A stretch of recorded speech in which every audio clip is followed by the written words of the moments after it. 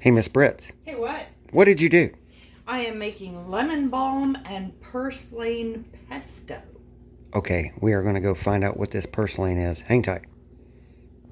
Hey guys, keep it down, please. We're recording now anyway. Where is this purslane at? Well, I pulled it all from that bed. That far back. Yeah? Our next batch is right here. Did we plant the purslane or did it pop up on its own? It is a freebie, came about by nature. Yeah. Mother Nature loves us. You can eat this in your salad fresh right now like it is. You just got to wash it off. You have to wash it really well. It's a really dirty green. Yeah, it's pretty cool. Tastes a lot like spinach. Very juicy spinach. So that's purslane. Mm-hmm. Let's go find out. What is another ingredient that you're using? Lemon balm, and if you come right over here. What are we doing? I'm showing you one of the areas where I have lemon balm because I have lemon balm a lot of places. Very cool. And we got it in the herb bed too. It's already got a haircut. Yeah, I gave it a haircut for Is that where the ingredients came from? That's where the lemon balm did, yes. So should we tell them what we're making? We already did. We said lemon balm pesto, didn't we? Purslane lemon balm pesto. Purslane and lemon balm pesto. Which one? That's mint. That's Up mint. there is... Oh, poor lemon balm. I told you I gave it a big wow, haircut. that's a big haircut. Woohoo! Yeah. But see, there's still a lot of the lower stuff. Oh yeah. And it will come back. It's persistent. Hey, I've already YouTube. given that like 2 other Na na na na haircuts. na. I have wine berries and you all don't. Oh my God, these are so good. So good, so good. Okay, so let's go check out your pesto arrangement on the island. Okay. So, Miss Brits, our primary ingredients are purslane, which is a wild weed, and your lemon balm, which has basically gone to the wild. Yes, it has taken over a lot of things. What are we doing here? Okay, so I'm using kind of a pesto's really easy to make. You use herbs, you use typically pine nuts, but I hate pine nuts with a mad passion. So I either usually use walnuts or I use almonds, and I thought the walnuts would go well with this. Okay, so you're running, you got? I have, okay, this is a double batch, which barely fits in my blender. This is complete? Yes, and that is a double batch. This is completed. Charlie, Pesto. your Neighbor voice dog? went home. Hang tight. Took care of said neighbor dog. Oh, he's such a good boy. It's such a good dog. So He this is really is. completed. But he just missed the boys, and he was looking for them. So Let's talk about what you got going on. okay. So like I said, I'm doing a double batch, which barely fits in my blender. So I've got 2 cups of lemon balm. Uh-huh. 2 cups of purslane. Oh. Yep.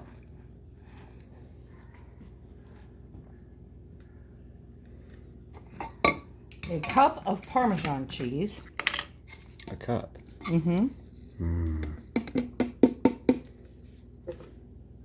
I need cheese. Pardon. Go get you some more. I got it. Okay. And we're getting another container of parm Yep. to get us up to, you got 3/4 there. Yeah. I thought I had about a cup left, or I would have had this at the ready. Yeah. Okay. And It's good enough. just so everybody knows, this is one of those good enough recipes where it doesn't have to be as exact. Which, even if it did have to be as exact, it probably wouldn't be. Okay, so we got 3 things in there now. Calls for 1/3 cup of pine nuts. I cannot stand pine nuts. I hate them.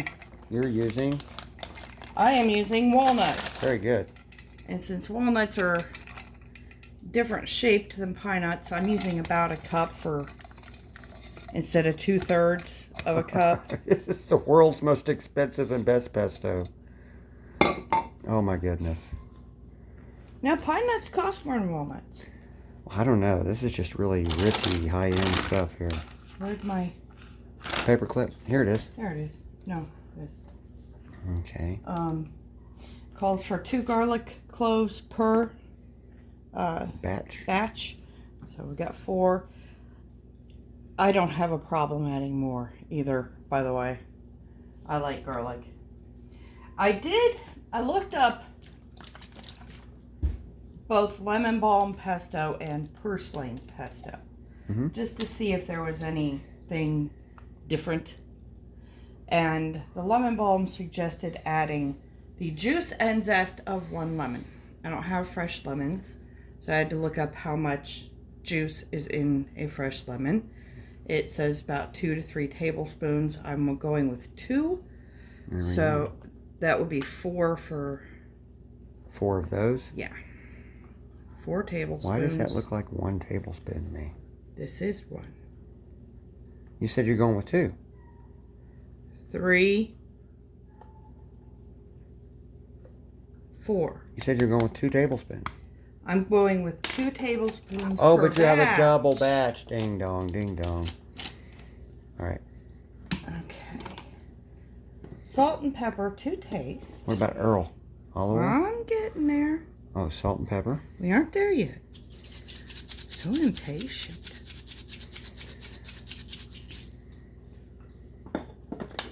It's already starting to smell good. And calls for a 1/2 cup of oil per batch. So I'm adding a cup. Goodness gracious. Mm-hmm. No wonder you said you And need oil. it is olive oil. Olive oil is actually not my favorite oil. I just, it has more flavor than I typically want, I think. Ooh, look at that. Look at that. Mm. Like I said, it barely fits. And that's with pressing it down. And then it goes, if I can find the top. Top is right over here.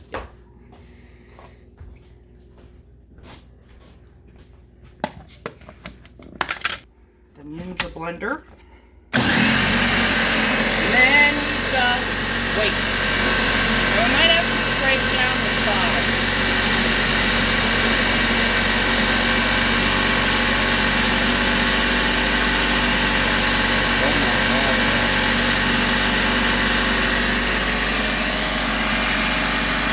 What are we doing now? Getting things unstuck? Yeah, I just gotta scrape it down. Okay, so you gotta Make get in sure there and everything is... do stuff.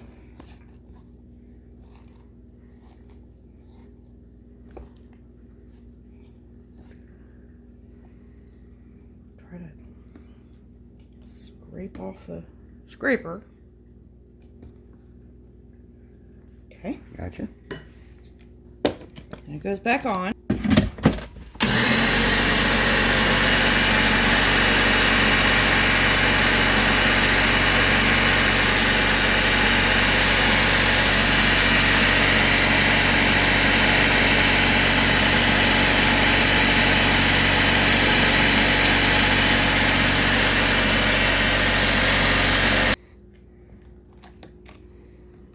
Okay, so if you want it more runny, you add more oil.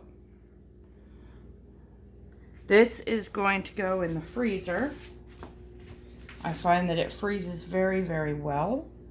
Mm-hmm. I have not done the lemon balm and purslane, but every other pesto I've ever made freezes really well. And Oh, that looks so good.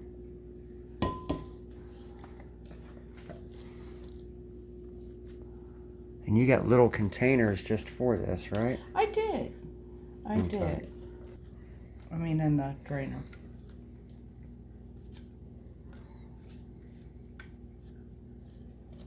Oh, all the new containers, yeah. You know, this is almost like a moment where, like when you make cake or frosting, you want to lick the bowl, but this pesto's so good, I just feel compelled to say, can I lick the bowl? Well, you can't yet, because I got more to make. So good. Looks disgusting, too. Like I said, you can make it thinner. But now that you know what it tastes like, it just looks so good. I tend to, we use this on pasta a lot. Oh, yeah. But it's great on burgers. Oh, yeah. It's great on bread. Oh, yeah. Just pesto on a burger and maybe...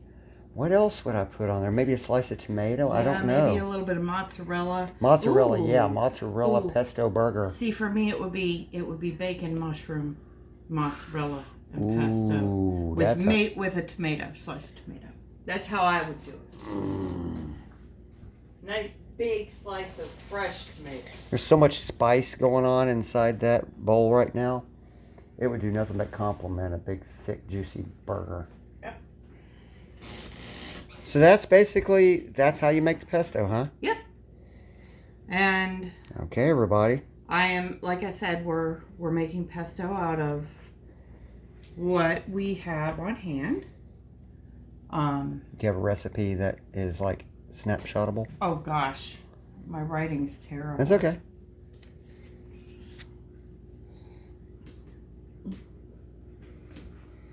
There we go.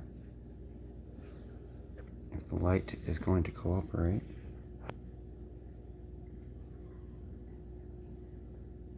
There's your recipe, but go ahead, honey. But yeah, we use it for a lot of stuff. And like I said, it freezes really well. So, since we have so much purslane, since we have so much lemon balm, I figured that this would be a good use for both. That's something a little bit different than just blanching and freezing. Whatever I have left over out of this will get blanched and frozen to add to soups. Whatever I have, I doubt I'll have anything left over out of this batch. But if I do, I would dehydrate it for tea, which is, let's see which one it is.